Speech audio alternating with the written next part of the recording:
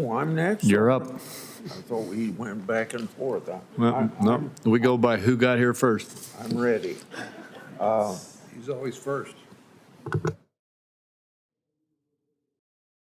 you for visiting my office. I appreciate the conversation we had a couple weeks ago. Now that you and Mr. Lutnick have been nominees for several weeks, I'd like to know exactly how much authority do you have on trade matters relative to Mr. Lutnick and other cabinet members? Thank you, Senator, and I also enjoyed meeting with you in your office and beforehand. Since I'm an honorary constituent, my wife is from Dubuque, Iowa, so thank you.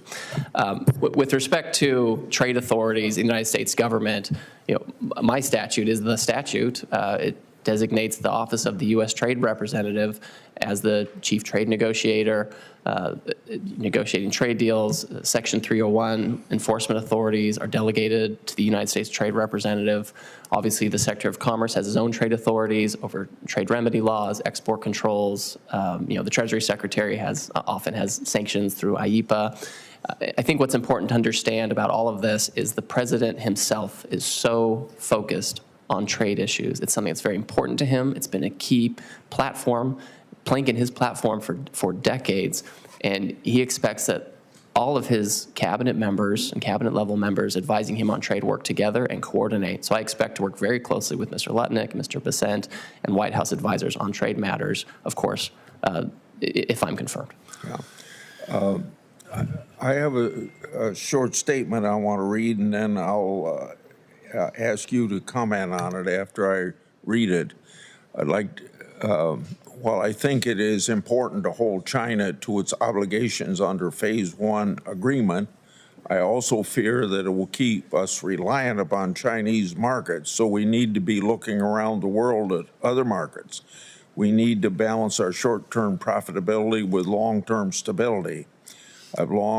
I have for a long time voiced my own concerns about unfair trade practices by China, and I hope that you and President Trump are successful in holding China accountable on issues including fentanyl, intellectual property theft, and government subsidization.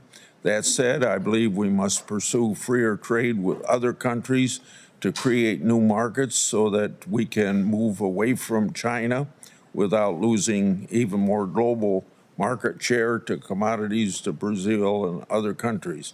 The free trade agreements that were negotiated under George W. Bush have resulted in large trade surpluses in key industries like agriculture and manufacturing. And I think we need more free trade. And I know that President Trump is more interested in bilateral agreements than multi-state agreements. And I think if we look away from Brazil and South Korea and Japan and China and EU as being problem countries for us on trade issues, but there's so many other countries where if we have these agreements, and I use George W. Bush as an example and his negotiator, Alan Johnson, about 13 countries, probably 6 or 7 different agreements with countries you don't even think much about being significant in world trade, and they have, we've increased tremendously with these free trade agreements, our surpluses with those countries in trade. So if you want to comment. Yes, Senator. Everything you just said, I think is really important to keep in mind as we move forward with trade policy. I think obtaining other export markets to make sure that our exporters, our farmers and ranchers and, anyone else, service providers, manufacturers, are not completely dependent on China for their livelihood, because that can be a high-risk proposition. My guess is we'll always trade with China, absent a conflagration, God forbid.